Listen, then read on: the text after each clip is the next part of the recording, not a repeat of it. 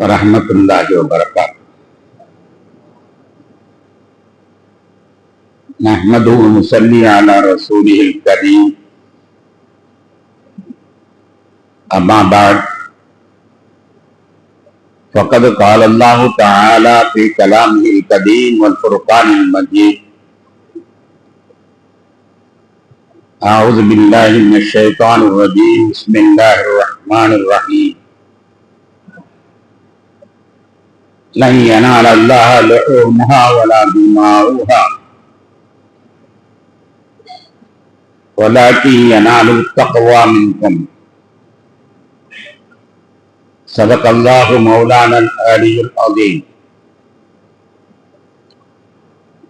اللهم صل على سيدنا محمد شمس الانبياء وبدر المرسلين وكتب الأولياء وافتخار المتقين تاج الأمة شفيع المذنبين شفيعي يوم القيامة يا الله يا هادي.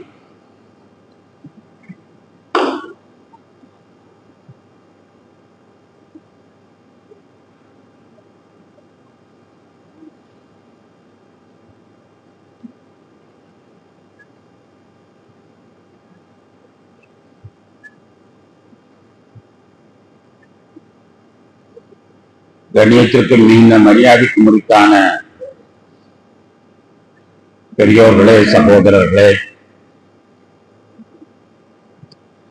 அல்லாஹ்வின் அருளால் சிறப்பான ஈதுல் அத்ஹா பெருநாள் நம்மை கடந்து சென்று விட்டது.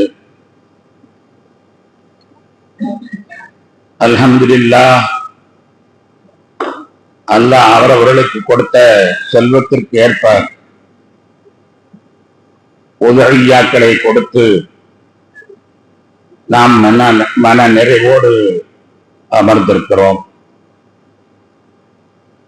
அல்லாஹு தஆலா அந்த உதவியாவை ஏற்றுக்கொள்வானாக. அதனுடைய ஒவ்வொரு ரோமத்தினுடைய எண்ணிக்கை அளவுக்கு நம்முடைய பாவங்களையும் மன்னித்தருள் புரிவானாக. அதனுடைய ஒவ்வொரு சொட்டு இரக்கத்தினுடைய அளவிற்கு நம்முடைய கஷ்டங்களை தீர்த்தருள் புரிவானாக. கண்ணியத்திற்குரியவர்களே, உலகத்தில் ஒருவருக்கு வெற்றியோ அல்லது தோல்வியோ கண்டால் அதற்கான காரணம் என்ன என்பதை ஒரு ஆத்ம பரிசோதனை செய்வது வழக்கம். வெற்றி அடைந்தால் எப்படி வெற்றி அடைந்தோம், தோல்வி பெற்றால் எதனால் தோல்வியானது என்று ஒரு ஆத்ம பரிசோதனை செய்வது உலகத்தில் உள்ள இயக்கங்களுடைய பழக்கமாக இருப்பதை நாம் நன்கறிவோம். அந்த வகையிலே நடந்து முடிந்த என்றே உள்ளதா நாம் அதில் கொடுத்த அந்த குர்பானி, அதனால் நாம் அடைய வேண்டிய பலன்களை அடைந்துவிட்டோமா என்ற ஒரு ஆத்ம பரிசோதனை செய்வது அறிவுடைமையாகும். நாம் அந்த கொடுத்த குர்பானியினுடைய விளைவு என்ன, அத குர்பானியினால் நமக்கு என்ன ஏற்பட்டிருக்க வேண்டும் என்பதை பற்றி அல்லாஹ் சொல்லுகிற பொழுது, லன் யனால அல்லாஹ லுஹூமுஹா வலா திமாஉஹா வலாக்கின் யனாலு தக்வா மின்கும் என்று குறிப்பிடுகிறார். அதனுடைய இறைச்சியோ அதனுடைய உயிரங்களோ அல்லாஹ்வை சென்றடைவதில்லை என்றாலும் உங்களிடமிருந்து தக்வா மட்டும் சென்றடைகிறது என்று அல்லாஹ் கூறுவான். அந்த தக்வாவை நாம் அடைந்து விட்டோமா? உலகையா கொடுத்தவர்கள் அந்த தக்குவாவுடைய நிலையை அடைந்து விட்டோமா என்பதை நாம் ஒரு கணம் சிந்திப்பது சிறப்பாகும். கண்ணியத்திற்குரியவர்களே, தக்குவா என்றால் இந்த அவடித்த தக்குவா என்றால் என்ன? தக்குவா என்றால் என்ன? அல்லாஹ் இந்த தக்குவாவை பற்றி குர்ஆனிலே ஏராளமாக பிரஸ்தாபிக்கிறார். தொழுகை பற்றி சொல்லும் பொழுது யா அய்யுஹல்லதீன ஆமனூ உபுது ரப்பக்கும் யா அய்யுஹன் நாஸு உபுது ரப்பக்கும் அல்லதீ கலக்கக்கும் வல்லதீன மின் கப்லிக்கும் லஅல்லக்கும் தத்தகூன். தொழுகையே தக்வாவுக்காக கடமையாக்கப்பட்டது என்று குறிப்பிடுகிறார். நோன்பை பற்றி சொல்கிற பொழுது குத்திப அலைக்கும் ஸியாமு கமா குத்திப அலல்லதீன மின் கப்லிக்கும் லஅல்லக்கும் தத்தகூன் என்று அந்த தக்வாவை பலனாக நோன்பின் பலனாக அறிவிக்கிறார். இப்படி எண்ணி பார்த்தால் கிட்டத்தட்ட 78 இடங்களில தக்வாவை பற்றி அல்லாஹ் சொல்கிறான். தொழுகை முக்கியமல்ல, அதனால் அடையக்கூடிய தக்வா முக்கியம். நோன்பு முக்கியமல்ல, அதனால் அடையக்கூடிய தக்வா முக்கியம். ஜகாத் முக்கியமல்ல, அதனால் அடையக்கூடிய தக்வா முக்கியம். ஹஜ் முக்கியமல்ல, அதனால் அடையக்கூடிய தக்வா முக்கியம். எந்த நல்ல காரியங்களும் முக்கியமல்ல, அதனால் அடையக்கூடிய தக்வா. அப்படியானால் அந்த தக்வா என்ன என்பதை நாம் புரிந்து கொள்ளாமல் இருந்தால் உண்மையை அறியாதவர்கள் என்பதுதான் பொருளாகும். அப்படி ஒன்றும் பிரமாதமான பொருளை கொண்டதல்ல தக்வா என்பது. எல்லாவற்றினுடைய நோக்கமாக அந்த தக்வா இருக்கிறது. அப்படி ஒன்றும் அது பிரமாதமான பொருளை கொண்டது அல்ல. தக்வா என்றால் என்ன? எந்நேரமும் அல்லாஹ்வுடைய சிந்தனையும் நம்மிடத்தில் இருப்பது. அதுதான் எந்நேரமும் நம்மிடத்திலே அல்லாஹ்வுடைய சிந்தனை இருப்பது. அதுதான் தக்வா. உதாரணத்திற்கு ஒருத்தர் ஹெல்மெட் போகாம போறான். ஹெல்மெட் போடாம டூ வீலர்ல போறான். போறவனுக்கு அந்த பிரயாணம் போறானே போலீஸ் பார்த்துருவானா, போலீஸ் பார்க்க மாட்டாங்க, போலீஸ் பார்க்கறதா போலீஸ் பார்க்க மாட்டாங்க, போலீஸ் பார்க்கலன்னா போலீஸ் பார்க்க மாட்டாங்க. அந்த சிந்தனை அவர்களுக்கு நிச்சயமாக எங்கும் போகாது, இல்லையா? ரூபா வருமானத்தை மீறி சொத்து சேர்த்துட்டான். அவன் எப்படி வாழ்வான்? அரசாங்கத்துல மாட்டிக்கிறோமோ, அரசாங்கத்துல மாட்டிக்கிறோமோ, அரசாங்கத்துல மாட்டிக்கிறோமோ, அரசாங்கத்துல தான் மாட்டிக்கிறோமோ, அரசாங்கத்துல மாட்டிக்கிறோமோ, அரசாங்கத்தை மாட்டி அந்த அரசாங்கத்தை பற்றி மாட்டிக்கிட்டே இருப்பான், இல்லையா? ஒருத்தர் வெளிநாடுகளிலிருந்து குருவி வேலை பார்க்கறான், சாமான்களை கடத்தி வர்ற வேலையை பார்க்கறான். அவன் எந்த நேரம் பார்த்தாலும் கஸ்டம்ஸ்ல மாட்டிக்கிறோமோ, கஸ்டம்ஸ்ல மாட்டிக்கிறோமோ, கஸ்டம்ஸ்ல மாட்டிக்கிறோமோ, கஸ்டம்ஸ்ல மாட்டிக்கிறோம், இல்லையா? ஆக ஒரு துறையில உள்ளவனும் ஏதோ ஒன்றை மனதில் வைத்து நினைத்துக் கொண்டிருக்கிறான் அல்லவா? அதை போன்று தக்வா என்பது என்ன? மனிதனாக பிறந்தவன் அவனுடைய கடைசி மூச்சு வரை அல்லாஹ்வை நினைத்துக் கொண்டிருக்க வேண்டும். அந்த நிலையை அடைந்துவிட்டால் அவனுக்கு பேர் முத்தகி. அந்த நிலையை அடைவதற்கான பயிற்சி களம்தான் தொழுகை, நோன்பு, ஜகாத், ஹஜ் இதெல்லாம். நாம் வாழ்ந்தாலும் வீழ்ந்தாலும், நாம் விழுந்தாலும் எழுந்தாலும் எல்லா நேரத்திலையும் அந்த அல்லாஹை பற்றி சிந்தனை வேண்டும். இதே நபிகள் நாயகம் ஸல்லல்லாஹு அலைஹி வஸல்லம் அவர்கள் ஈஸியா ரொம்ப ரொம்ப சேலஸா சொல்லிடுவாங்க, ரொம்ப ஈஸியா சொல்லுவாங்க. குல்லு அம்ரின் வீபாலின் யுப்தஅு பிஸ்மில்லாஹி வ ஹுவ கஃபார். ஒவ்வொரு நல்ல காரியமும் பிஸ்மில்லாஹ் சொல்லலையானால் விருத்தியாகாது. இப்ப எந்த நல்ல காரியம் சொன்னாலும் அந்த அல்லாஹை பற்றியுள்ள நினைவு வேண்டும். பிஸ்மில்லாஹ் சொல்லாத காரியம் விருத்தியாகாது என்று சொல்லி நீ உன்னுடைய எல்லா காரியத்திலையும் இந்த அல்லாஹை அல்லாஹ் அல்லாஹ் அல்லாஹ் என்ற நினைவு உனக்கு இருக்க வேண்டும். அற்புதமாக சொன்னார்கள். எல்லா காரியத்தையும் பிஸ்மில்லாஹ் சொன்னா எல்லா காரியத்திலும் அல்லாஹை பற்றியுள்ள சிந்தனை இருந்தா அதற்கு பேர் தான் தக்வா.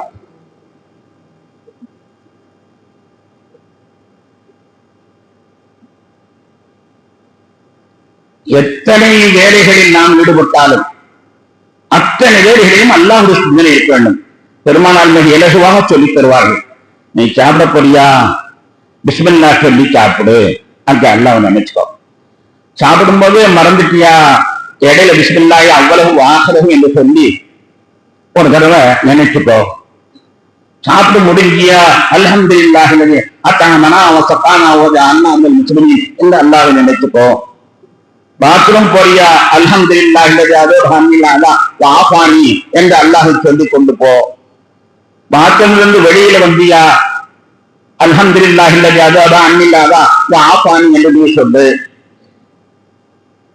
பள்ளிவாசல் நுழையிடா பிஸ்மில்லாஹி அல்லாஹும்ம இன்னி அஸ்அலுக மின் ஃபத்லிக வ ரஹ்மத்திக என்று சொல்லி கொண்டு சென்று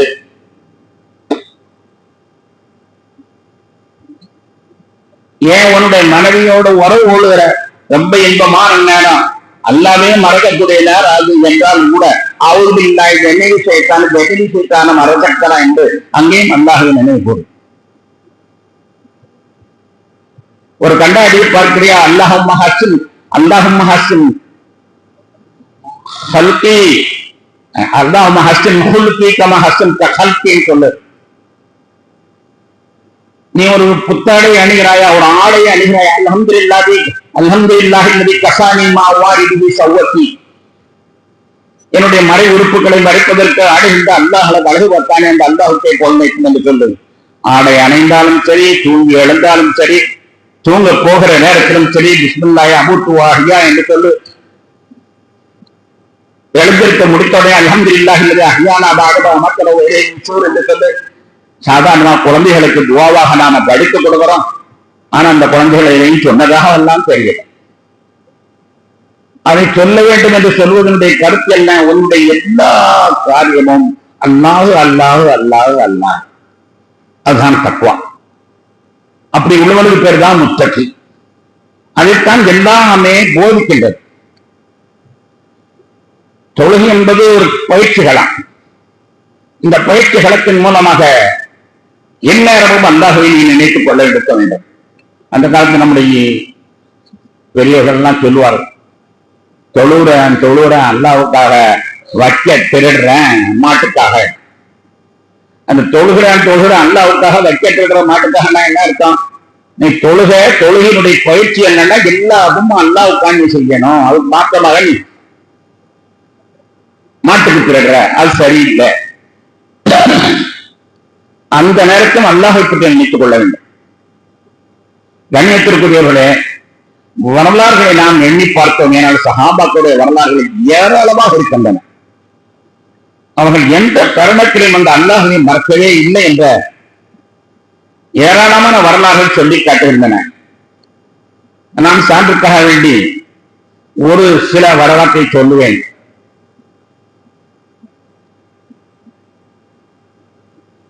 நம்முடைய முகலாய மன்னர்களில அக்பர் என்று ஒரு மன்னர் உண்டு, கிரேட். அவர் தான் முகலாய மன்னர்களிலேயே ரொம்ப கிரேட், ரொம்ப பெரிய அக்பர் மன்னர். அந்த அக்பர் மன்னர் ஒரு தடவை வேட்டையாடுவதற்காண்டி சென்றார். சென்ற அவர் தன்னுடன் வந்தவர்களை விட்டு பிரிந்து விட்டார். ரொம்ப தூரமா போயிட்டாரு.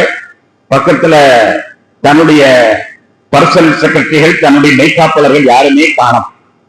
அவருக்கு தாகம் எடுத்தது. தாகம் எடுத்தவுடன் அங்க ஒரு வீட்டை சென்று கதவை தட்டினார். உள்ளே இருந்து ஒரு கிழவன் வந்தார். என்ன என்றார்? கொஞ்சம் தண்ணி வேணும். தண்ணி கேட்ட உடனே அந்த வீட்டுக்காரர், வந்தவர் யார் என்றெல்லாம் அரசர் என்றெல்லாம் தெரியாது, இருந்தாலும் தண்ணி கொடுக்கணும், பிரயாணமாக களைப்பாக வந்திருக்கிறார் என்று கருதி கொஞ்சம் மோர் கலக்கி தருவேன், குடிக்கிறீங்களான்னு கேட்டார். ரொம்ப நன்றது என்று குருதி அவர் அதை சாப்பிட்டார். மோரை அவர் சாப்பிட்டதே கிடையாது.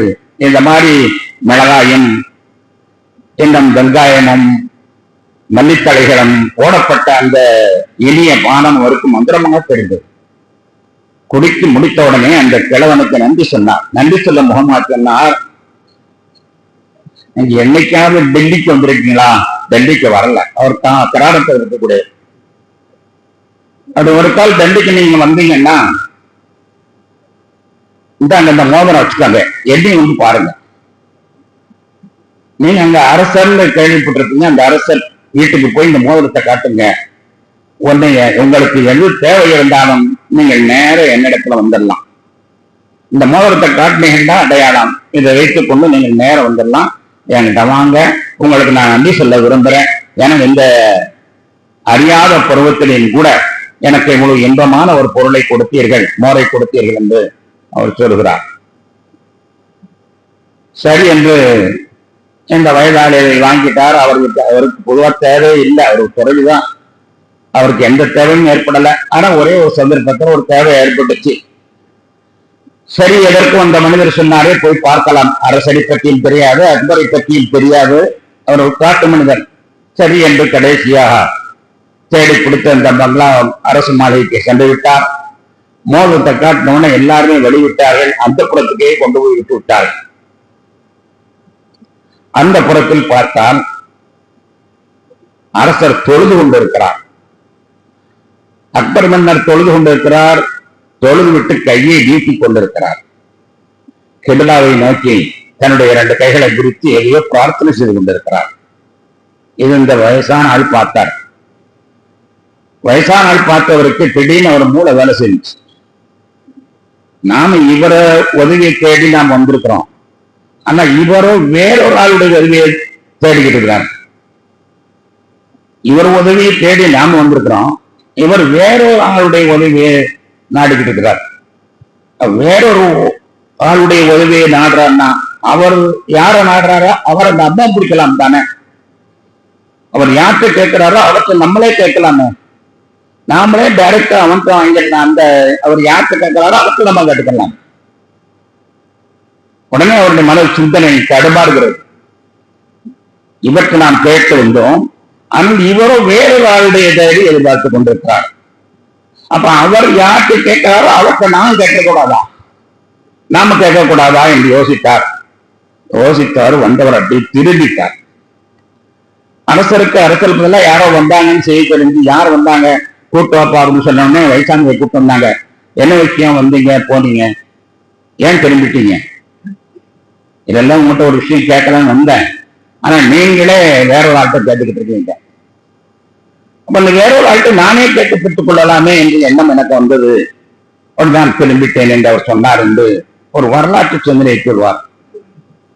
மன்னராக இருக்கிறார், இருந்தாலும் ஒரு தன்னை மறக்கவில்லை. அல்லாஹ்வுடைய அடிமை, அல்லாஹ்விடத்தில் நாம் கேட்க வேண்டும். இதற்கு பேர் தான் தக்வா. நாம் மன்னராக இருக்கோம், எதை சொன்னாலும் சாதிக்க முடியும். ஆகவே என்றால் ஆகக்கூடிய அதிகாரம் படைத்தவர் தான். அகண்ட பாரதம் பூராவுமே நம்முடைய கையிலே இருக்கிறது. நம்மளுக்கு இல்லாத செல்வம் கிடையாது, நம்மளுக்கு இல்லாத பாக்கியம் கிடையாது என்ற நிலையில் அவர் இருந்தாலும் கூட அவர் அல்லாஹ்வை நினைத்து அல்லாஹ்விடத்தில் தொழுது கையேந்துகிறார் என்றால் அதற்கு பேர் தான் தக்வா. அந்த எண்ணம் அந்த இடத்துல வர வேண்டும்.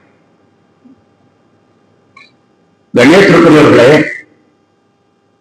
சாதாரணமாக நம்ம இடத்துல எல்லாம் பார்த்தால் ஒருத்தருக்கு பிள்ளைக்கு உடம்பு சரியில்லை, ஒரு குழந்தைக்கு உடம்பு சரியில்லை, பொண்டாட்டி புருஷன் இருந்தாங்க, உடம்பு சரியில்லை. அப்படியா, உடம்பு சரியில்லையா, நீங்க உடனே போய் யாரை போய் பாரு, அந்த இவரை போய் பாரு, அந்த எம்பிபிஎஸ் டாக்டர் இருக்கிற நம்ம குருபெட்ட டாக்டர் அவர்கிட்ட போய் பாரு. அவர்கிட்ட போய் பார்த்தாங்க. அவரு நீங்க மதுரை கொண்டு போங்க, டிஐக்கு கொண்டு போங்க, அங்க போற அங்க ஆயிட்டாரு. இவ்வளவு நேரத்துக்கு இருக்கிறாரு, ஆனா ஒரு தடவை கூட அவருக்கு அல்லாட்ட கேட்கணுமே நினைப்பு வர வேண்டாம். டாக்டர் உடம்பு சரியில்லைங்கிற நினைப்பு வந்த உடனேயே அல்லாவிடத்துல இல்லாம அதை சொல்ல வேண்டும். முதல் யார்கிட்ட சொல்லணும், அந்த அல்லாவிடத்துல சொல்லிட்டு அடுத்த ஏற்பாடு செய்யுங்கிற நமக்கு வர வேண்டாம். உடம்பு நலம் இல்லை என்றால் உடனே டாக்டர் பார்க்கணும். உடல்நலம் இல்லைன்னா உள்ளே டாக்டருக்கு எதுக்கு பேர் தக்குவா இல்லை. உடல்நலம் இல்லை என்றால் அல்லாஹ் இருப்பான். அல்லாஹ்கிட்ட கேட்டா அடுத்த ஏற்பாடுகள் அல்லாஹ் சொல்ல சேர்ந்துதான் செய்வோம். மருத்துவம் செய்யுங்கள் என்று அல்லாஹ் சொன்னதுன்னா நம்ம செய்வோம், மருத்துவம் செய்வோம், அதுல சந்தேகம் இல்லை. ஆனா முதல்ல சொல்ல வேண்டியது யாரு? வெண்ணாயம் சொல்லுவாங்க, ஒரு ஊருக்கு நீ போறாங்க 2 தொழுதுட்டு போப்பாங்க. யார் தொழுதுட்டு போறா? ஏன்னா போற இடத்துல எத்தனை ஆபத்துகள் இருக்குது. தப்பி வந்தாக்க நிச்சயம் போறவங்க எல்லாருமே, இப்ப உள்ள நிலைமை எப்படின்னா, போறவங்க எல்லாருமே தப்பி வந்தாக்க நிச்சயம் அந்த முறையில ஆபத்துகள் சூழ்ந்திருக்கு. இவ்வளவு ஆபத்தான சூழ்ந்திருக்கக்கூடிய சந்தர்ப்பத்துல நாம போறோம், நம்ம போறோம், ஆபத்து எப்படியோ இருக்கணும். அதனால அல்லாஹ் 2 தொழுது போகும். அழகா சொல்லிக் கொடுத்தாங்க, 2 தொழுது போ. திருப்பி வந்தாலும் 2 கண்டாட தொழுது. அதற்காக அது பேர் தக்குவா. திருப்பி வந்தா 2 ரக்காத் தொழு. ஏன்னா இந்த பிரயாணத்துல அல்லாஹ்தாலா எதுவும் இல்லாமல் உன்னை காப்பாற்றி விட்டான்.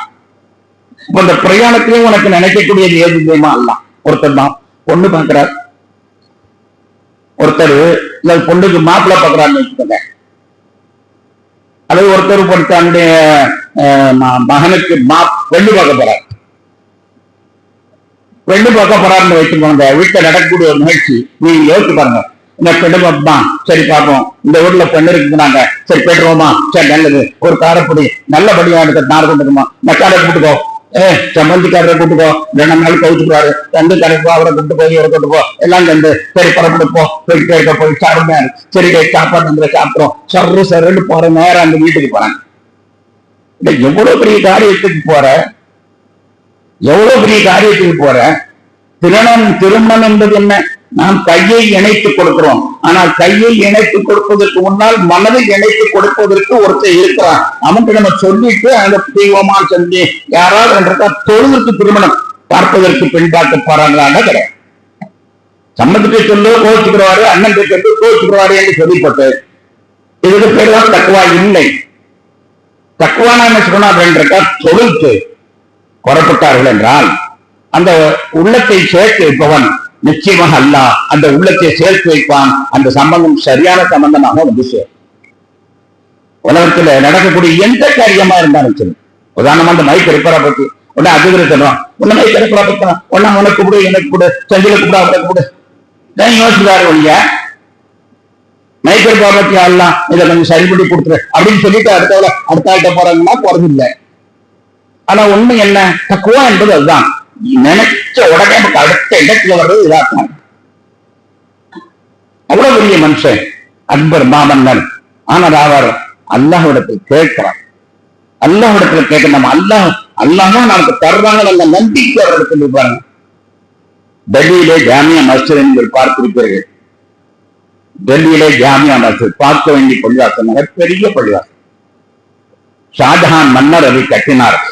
1656 அக்டோபர் மாசத்துல அதை தரப்புலா பண்ணிட்டார். 1656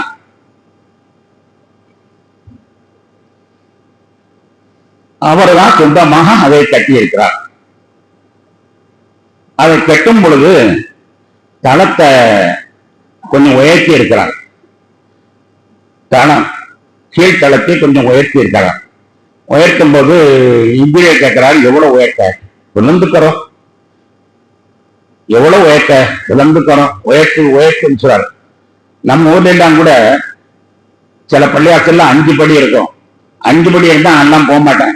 ஏன்னா யாரு 5 படி ஏறி போறது? நம்ம வீட்டிலே தொழுதுக்கிறோம். 5 படிக்கே இந்த புணங்குவாங்க. அவர் என்ன செய்யறாருன்னா புலந்துக்கிறோங்கிறாரு. மேல ஏற்றிக்கிட்டே இருக்காங்க, மேல ஏற்றிக்கிட்டே இருக்கிறாங்க. நான் அதற்கான முதலாளர்களை புகழ்றக்காடி சொல்ல. ஆனா அவருடைய இந்த தக்குவாவை உதாரணம் காட்டுவது. நம்மளை போன்ற ஒரு மாமனிதன், ஆனா நம்மளா தேவை உள்ளவங்க, அவங்க தேவை இல்லாத ஒரு பெரிய மாமனிதன். அவனுக்கு ஏதோ ஒரு மனசுல ஈடுபாடு இருக்கிறது. புலந்துக்கிறோம் கிறிஸ்துக்கு புலந்து கர்ணாக எவ்வளவு தானா ஏற்கிறது அப்படின்னு சொல்லி இன்ஜினியர் கேட்கிறாரு. சொன்னாரு, ஏற்றிக்கிட்டே இரு. நான் செங்கோட்டையிலே ஆட்சி செய்கிற பொழுது என்னுடைய தலைக்கு நேராக முதல் படி இருக்குமாறு பார்த்துக்கொள் என்று சொன்னார். செங்கோட்டையிலே நான் ஆட்சி செய்து கொண்டிருக்கிற பொழுது என்னுடைய தலைக்கு நேராக முதல் படி இருக்குமாறு பார்த்துக்கொள். ஏனால் முதல் படியில் இருக்கக்கூடிய முசல்லியினுடைய அவன் அணிந்திருக்கக்கூடிய செருப்பிலே ஒட்டி இருக்கக்கூடிய மண்ணுக்கு கூட நான் மட்டமானவன் தான் என்ற உணர்வு எனக்கு ஒவ்வொரு நாளும் வர வேண்டும். அதற்காண்டி செய்யலாம். 230 படிகள். இப்பொழுது பல படிகள் காலப்போக்கினால் உயர்ந்து விட்டன, அழிந்து விட்டன. ஆனால் மொத்தம் அவர் கட்டும் பொழுது 230 படிகள். எவ்வளவு செங்கோட்டையினுடைய உச்சி அந்த முதல் படிக்கு நேராக இருக்கிறது. அழகாக சொன்னார், முசல்லி ஒருவர் தொழுகிறார் என்றால் அவருடைய செருப்புக்கு கீழே ஒட்டி இருக்கக்கூடிய மண்ணுக்கு நான் சமமானவன் அல்ல, அதை விட நான் மட்டமானவன் என்று சொல்லுகிற அளவிற்கு படியை உயர்த்து. அப்ப நான் செங்கோட்டையில ஆட்சி செய்கிற பொழுது ஒரு முசந்தியுடைய மண்ணுக்கு கூட நான் சாக மாட்டேன், சொந்தமாக மாட்டேன் என்று கூட எனக்கு வரணும். இப்பவும் படித்தவங்க இருக்குது, யாரும் சொல்லிப்படாதீங்க. உடனே மோடி சார் அதை எடுத்து அதை பெருசா மாற்றி விட்டுருவாரு. இப்போ இருக்கக்கூடிய ஆளுமையாளர்கள் கூட அந்த செருப்பு கீழே தான் இருந்து கொண்டு ஆளுமை செய்திருக்கிறாரு பாராளுமன்றத்தில். அவருடைய மனசுல எவ்வளவு தப்பா இருக்கு என்பதை பாருங்க. தொழக்கூடியவனுக்கு அவ்வளவு பெரிய மதிப்பு. தொழக்கூடியவனுடைய செருப்பில் ஒட்டி இருக்கக்கூடிய மண்ணுக்கு கூட நான் சமானமானவன் அல்ல, மன்னருடைய மன்னராக நாடான் மன்னராக இருந்தாலும் சரி. அந்த எண்ணம் வந்திருக்கிறது. அந்த அளவுக்கு உயர்த்தி கட்டி முடித்தார். அல்ஹம்துலில்லாஹ். இப்பொழுது நீங்கள் செங்கோட்டையில பார்த்தினா ஜாமியா மஸ்ஜித்ல போய் போனவர்கள் தொழாமல் வர மாட்டார்கள். அவ்வளவு பிரம்மாண்டமான பள்ளிவாசல். அவ்வளவு பிரம்மாண்டமான பள்ளிவாசலை கட்டி அவர் இருக்கிற பொழுது அவருடைய மனசுக்குள்ளே ஒரு ஏக்கம். என்ன ஏக்கம் தெரியுமா? இவ்வளவு பொருள் செலவு செய்து பெரிய பள்ளிவாசலை கட்டினா இது அல்லாஹ்விடத்தில் ஏற்றுக்கொள்ளப்பட்டதா? அல்லாஹ்விடத்தில் ஏற்றுக்கொள்ளப்பட்டதா? இன்னமா எத்தகப்பலுல்லாஹு மினல் முத்தகீன். அல்லாஹ் சொல்ல முத்தகீன் வந்தமா ஏத்துக்கிறேங்கிறான். நம்மகிட்ட இருந்து ஏத்துக்கிட்டானா ஏத்துக்கலையாங்கிறது அது வேற சக்தி, வேற தலைப்பு. முத்தகீன் வந்தா ஏத்துக்கிறேன்னு சொல்றான். இந்தமா எத்தகப்பலுல்லாஹு முத்தகீன். முத்தகீன் வந்து நான் ஏற்றுக்கிறேன், நான் முத்தகீனா ஏழு பிறகு இந்த பள்ளிவாசலை ஏற்றுக்கொண்டாராம். எவ்வளவு பெரிய பொருள் செலவு. நான் இவ்வளவு பெரிய பள்ளிவாசல் கட்டி இருக்கிறேன், இவ்வளவு உயர்வுல கட்டி இருக்கிறேன், அரசாங்கத்துக்கு மேல இருக்கணுங்கிற அந்த நல்ல எண்ணத்தோட வெற்றி இருக்கிறது. இதை ஏற்றுக்கொண்டிருக்கிறானா? இறைவன் ஏற்றுக்கொண்டு விட்டானா? மனதிலே எண்ணங்களை பாருங்கள். ஒரு நாள் அவர் தொழுது கொண்டிருக்கக்கூடிய நேரத்துல, இரவுல தூங்கிக் கொண்டிருக்கும் நேரத்துல கண்மணி நாயகம் ஸல்லல்லாஹு அலைஹி வஸல்லம் அவர்கள் அந்த ஹவுஸினுடைய ஓரத்தில் இருந்து ஒளிச்சுவதாக அவர் கனவிலே கண்டார். நபிகள் நாயகம் ஸல்லல்லாஹு அலைஹி வஸல்லம் அவர்கள் அந்த ஹவுஸ்ல ஒரு ஓரத்துல ஒளிச்சுற மாதிரி அவர் கனவு கண்டார். கனவு கண்டான். அவருக்கு ரொம்ப சந்தோஷமா போச்சு. அல்லாஹ் ஏற்றுக்கொண்டு விட்டான். ஏற்றுக்கொள்ள போய்த்தான் தன்னுடைய நபியை அல்லாஹ்தாலா இங்க ஆன்மீக ரீதியிலே அனுப்பி இருக்கிறான். அல்லாஹ்வால் ஏற்றுக்கொள்ளப்பட்ட மகிழ்ச்சியான ஒரு காரியம், நம்முடைய ஆட்சியிலே செய்த ஒரு புண்ணியமான காரியம் என்று அவர் மகிழ்ச்சி அடைந்தார் என்று முத்தகீன்களுடைய ஒரு லிஸ்டிலே ஒரு இணைப்பிலே நானும் சேர்ந்து விட்டேன் என்று அவர் மகிழ்ச்சி அடைந்தார் என்று சொல்வார். அந்த அவர்கள் ஸல்லல்லாஹு அலைஹி வஸல்லம் உட்கார்ந்ததாக பார்த்த இடத்துல ஒரு பள்ளி மேடையை கொண்டு அவர் அலங்கரித்திருந்தார். அது காலப்போக்கிலே சிதைந்து போய்விட்டது. இப்பொழுது போய் தேடி பார்த்தால் இருக்காது. கட்டடத்தினுடைய பல மாற்றங்களுக்கு அது உட்பட்டு விட்டது. ஆனால் உண்மையிலேயே அந்த இடத்துல ஒரு பள்ளி மேடையை அவர் ஏற்பாடு செய்தார். கண்ணியத்துக்குரிய பெருமக்களே, இதுக்கு பேர் தான் தக்வா. நாம் ஒரு காரியத்தை செய்கிறோம், அல்லாஹ் ஏற்றுக்கொள்வானா ஏற்றுக்கொள்ள மாட்டானா? சின்னதோ பெருசோ எந்த காரியம் செய்தாலும் அல்லாஹ் எதாக இருந்தாலும் சரி, அல்லாஹ் நம்மிடம் ஏற்றுக்கொண்டானா ஏற்றுக்கொள்ள மாட்டானா என்ற சிந்தனை. எந்த காரியம் செய்தாலும் அல்லாஹ்வை முன்னிறுத்தக்கூடிய சிந்தனை. இந்த சிந்தனை ஒரு மனிதனத்தில் வந்துவிட்டால் அவனுக்கு பேர் தான் முத்தகி என்று சொல்லுவது. அதைத்தான் இங்கு நமக்கு சொல்லப்படுகிறது. இன்ன ஸலாத்தி வ நுஸ்கி வ மஹ்யாய வ மமாத்தி லில்லாஹி ரப்பில் ஆலமீன். இன்ன ஸலாத்தி வ நுஸ்கி வ மஹ்யாய வ மமாத்தி லில்லாஹி ரப்பில் ஆலமீன் என்று சொல்லப்படக்கூடிய தக்பீரை சேர்ந்து நம்முடைய கொள்கை முழக்கத்தை அங்கே செய்கிறோம். என்று கொள்கை முழக்கத்தை செய்கிறோம். என்ன ஸலாத்தி வ நுஸ்கி, என்னுடைய தொழுவதும் என்னுடைய வணக்கங்களும், மஹ்யாய வ மமாத்தி, நான் உயிர் வாழ்வதும் நான் இறப்பேன், நான் உயிர் வாழ்வதும் நான் இறப்பேன், நான் தொழுவதும் நான் வணங்குவதும் எல்லாமே ரப்புக்காக வேண்டும். இன்னி வஜ்ஜஹத்து வஜ்ஹிய லில்லதீ ஃபத்தர ஸமாவாத்தி வல் அர்த ஹனீஃபன் முஸ்லிமா வமா அன மினல் முஷ்ரிகீன் இன்ன ஸலாத்தி வ நுஸ்கி மஹ்யா மமாத்தி லில்லாஹி ரப்பில் ஆலமீன் என்பதை சொல்லி அருங்கள் என்பதாக ஒரு கலிமாவை சொல்லித் தருவார்கள். அதனுடைய பொருள் என்ன? நான் அல்லாஹ்வின்பால் என்னை முன்னிறுத்தி விட்டேன், அல்லாஹ்வின்பால் என்னுடைய முகத்தை நான் திருப்பி விட்டேன். இன்னி வஜ்ஜஹத்து வஜ்ஹிய லில்லதீ ஃபத்தர ஸமாவாத்தி வல் அர்த, வானம் பூமி எல்லாம் படைத்தவன் அந்த அல்லாஹ்வின்பால் நான் என்னுடைய முகத்தை திருப்பி விட்டேன், அல்லாஹ்வின்பால் முகத்தை திருப்பி விட்டேன். கண்மணி நாயகம் ஸல்லல்லாஹு அலைஹி வஸல்லம் அவர்கள் சொல்வார்கள், இன்னமல் அமாலு பின்னிய்யாத், ஒவ்வொரு அமல்களும் எண்ணத்தை கொண்டுதான். இன்னமா லிகுல்லி இம்ரிஇன் மா நவா, ஒவ்வொருவனுக்கும் அவன் எண்ணியதுதான் கிடைக்கும். ஃபமன் கானத் ஹிஜ்ரத்துஹு இலா துன்யா யுஸீபுஹா அவ் இலா இம்ரஅத்தின் யதஸவ்வஜுஹா ஃபஹிஜ்ரத்துஹு இலா மா ஹாஜர இலைஹி, அவன் ஹிஜ்ரத் செய்தது அல்லாஹுக்காக வேண்டி இருக்குமானால் அந்த நன்மை கிடைக்கும். அதல்லாமல் ஹிஜ்ரத் என்றால் நமக்கு அந்த பாக்கியம் கிடைக்கும் என்று ஏதோ ஒரு பாக்கியத்திற்காக நீயத் வைத்தாலோ அல்லது ஏதோ ஒரு பெண்ணுக்காக வேண்டி நாம் அந்த ஹிஜ்ரத்தை நீயத் வைத்தாலோ நிச்சயமாக நமக்கு அதுதான் கிடைக்கும் என்று நபிகள் நாயகம் ஸல்லல்லாஹு அலைஹி சொல்வார்கள். அது ஒரு பெண்ணு உம்ம கைஸ் என்று ஒரு பெண் இருந்தது. அந்த பெண்ணை ஒருவர் காதலித்தார். காதலிக்கும் பொழுது அந்த பெண் சொன்னது, நீ மக்காவுக்கு வந்தால் மதீனாவுக்கு வந்தால் உன்னை நான் கட்டிக் கொள்கிறேன் என்று சொன்னது. உடனே அதற்காக ஒரு மதீனாவுக்கு போனார். மற்றவங்களெல்லாம் அல்லாஹுக்காக வேண்டி போனார்கள். இவர் அந்த பெண்ணு கிடைக்க வேண்டும் என்பதற்காக வேண்டி போனார். கடைசியில் அவருக்கு அந்த பெண் கிடைத்து விட்டது. பெண்ணுதான் கிடைத்தது, ஹிஜ்ரத் கிடைக்கவில்லை என்று அந்த ஹதீஸ்க்கு விளக்கம் செல்லக்கூடிய பெருமக்கள் சொல்லி காட்டுவார்கள். சாதாரணமாக சிறுநீர் கழிக்க போறோம். சிறுநீர் கழிக்க போன இடத்துல இந்த சிறுநீர் என்பது உடம்புல வலி ஏற்படுத்தியது. அதை நான் வெளியாக்கி ஆகணும், இல்லாத என்னால வாழ முடியாது என்று நினைத்துக் கொண்டு செல்வோமே ஆனால் அது தக்கவாதிற்கு அப்பாற்பட்டது. ஆனால் அதே இடத்துல இந்த சிறுநீரை நான் ஏன் கழிக்கிறேன் தெரியுமா? சிறுநீர் கழித்தால்தான் என்னால் முழுமையாக தொழுக முடியும். சிறுநீர் கழித்தால்தான் என்னால் முழுமையாக தொழுக முடியும். எனவே முழுமையாக தொழுக வேண்டும் ஆனால் சிறுநீர் கழித்தால்தான் என்னால் முழுமையாக தொழ முடியும். எனவே தொழுவதற்காக வேண்டி இந்த சிறுநீரை நான் கழிக்கிறேன் என்ற நியத்தை வைத்து அவன் சிறுநீர் கழித்தால் அந்த சிறுநீர் கழிப்பது அத்தனையும் அவனுக்கு நன்மையை அமைச்சார்கள். சிறுநீர் கழிப்பது சாதாரண ஒன்றுதான்.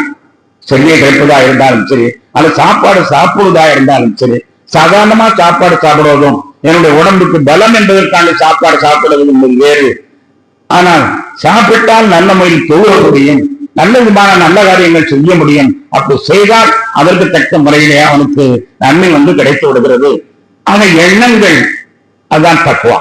எண்ணங்கள் பூராமே அல்லாஹ்வே முற்படுத்தப்பட்டதாக ஒரு மனிதனுடைய நிலைமை வந்துவிட்டது என்றால் நிச்சயமாக அவன்தான் முத்தகி. அப்படிப்பட்ட முத்தகையை செய்யக்கூடிய செயல்களை பூராமே அல்லாஹ்வுக்காக ஏற்றுக் கொடுக்கிறான். கண்ணியத்திற்குரிய பெருமக்களே, அருமை நாயகம் ஸல்லல்லாஹு அலைஹி வஸல்லம் அவருடைய சஹாபாக்கள் எண்ணி பாருங்க, அவர்கள் எத்தனை விதமான தியாகங்களை செய்திருக்கிறார்கள். அல்லாஹ் வேண்டும், எங்களுக்கு அதுதான் வேண்டும், அல்லாஹ் வேண்டும், அல்லாஹ் தான் வேண்டும். கண்ணியத்திற்குரியவர்களே, ஹஜ்ரத் பிலால் ரலியல்லாஹு பற்றி நமக்கு தெரியாதது அல்ல. ஹஜ்ரத் சுமையா ரலியல்லாஹு அன்ஹு அவர்களை பற்றி நமக்கு தெரியாதல்ல. ஹஜ்ரத் அம்மார் ரலியல்லாஹு அன்ஹு அவர்களை பற்றி நமக்கு தெரியாதல்ல. எல்லாருமே அல்லாஹ்வுக்காக வேண்டி அவர்கள் தியாகம் செய்த காரணத்தினால் அவர்களை பற்றி ரலியல்லாஹு அன்ஹும் அல்லாஹ் அவர்களை பொருந்திக் கொண்டான், அவர்களும் அல்லாஹ்வை பொருந்திக் கொண்டார். மிகப்பெரிய பேரு அவர்களை அல்லாஹ் பொருந்திக் கொண்டான். இந்த பேச்சுக்கு அவர்கள் உரியவர்களாக ஆனார்கள் என்றால் அதற்கு காரணம் அவர்கள் செய்தி புறாமே அல்லாஹ்வுக்காண்டி செய்த காரணத்தினால். கணேசத்திற்குரிய பெருமக்களே, தியாகங்களை நீங்கள் வரிசைப்படுத்துவீர்களானால் சஹாபாக்கள் ஒவ்வொருவருடைய தியாகங்களையும் நீங்கள் எண்ணி பார்க்க வேண்டும். ஹஜ்ரத் உமர் ரலியல்லாஹு அன்ஹு, ஹஜ்ரத் உஸ்மான் பின் அஃபான் ரலியல்லாஹு அன்ஹு, உஸ்மான் பின் அஃபான் ரலியல்லாஹு அன்ஹு அவர்கள் மிகப்பெரிய வியாபாரம். வெளிநாடுகளிலிருந்து மதீனாவிற்கு சரக்கு வரும், வெளிநாடுகளிலிருந்து மதீனாவுக்கு சரக்கு வரும். அப்படிப்பட்ட ஒரு பெரிய வியாபாரம், ஒரு பெரிய வியாபாரம். ஒட்டகங்கள் கிட்டத்தட்ட 100 ஒட்டகங்களின் மூலமாக சரக்கள் மதீனாவுக்கு வந்திருக்கிறது. மதீனாவுக்கு வந்திருக்க பொழுது அந்த வியாபாரிகள் எல்லாம் நாங்க உங்களுக்கு 10% லாபம் தர்றோம், சரக்குகளை என்னிடம் தந்து விடுங்கள், 15% லாபம் தர்றோம், எங்களிடம் தந்து விடுங்கள், இப்படியாக ஒவ்வொருவரும் சொல்லிக் கொண்டிருக்கிறார். அப்படி சொல்லிக் கொண்டிருக்கிற பொழுது ஹஜ்ரத் உஸ்மான் ரலியல்லாஹு அன்ஹு பார்க்கிறார்கள், மதீனாவில் கொஞ்சம் பஞ்சம் தாண்டவமாடுகிறது, மதீனாவிலே பஞ்சம் தாண்டவமாடுகிறது, இந்த பஞ்சத்தை நீக்க வேண்டும், பஞ்சத்தை நீக்குவதற்கு என்ன செய்வது என்று ஹஜ்ரத் உஸ்மான் பின் அஃபான் அவர்கள் அதை பற்றி சிந்தித்துக் கொண்டிருக்கிறார். சிந்தித்துக் கொண்டிருக்கும் பொழுது வியாபாரிகள் கேட்கிறார்கள், எத்தனை சதவீதம் உங்களுக்கு வேணும்? 5% இல்லை, அதை விட அதிகமாக வேண்டும். 10% அதை விட அதிகமாக வேண்டும். சரி, 50% அதை விட அதிகமாக வேண்டும். 50% தருகிறேன் என்று சொல்கிறார்கள். 1க்கு பாதி, அதை விட அதிகமாக வேண்டும் இருக்கிறார்கள். அப்போ அங்க உள்ளவங்கலாம் சொல்லுவாங்க, 50% மேல லாபம் தர்ற மாதிரி மதீனாவில் எந்த வியாபாரியும் இல்லை. 50% மேலாக லாபம் தருவதாக மதினாவில் எந்த வியாபாரியுமே இல்லை. எல்லாம் 50 உச்சகட்டம். 50னா 100 ரூபாய் சரக்குக்கு 150 ரூபாய் தர்றோம் அப்படின்னு சொல்றாங்க. 100 ரூபாய் சரக்கு 150 தர்றோம், இல்லை அதை விட அதிகமாக வேண்டும். இங்க யாருமே இல்லை. இல்லை, எனக்கு ஒருத்தர் இருக்கான், அவன் 700 மடங்கு தர்றாங்கடா. இந்த செல்வத்திற்கு 700% தர்றாங்கிறான். இதுக்கு 700 மடங்கு லாபம் தர்றேன்னு ஒருத்தன் சொல்றான். அப்படிதான் கொடுக்கலாங்கன்னு சொல்லிட்டு எல்லாம் கைவரிச்சு போயிட்டாங்க.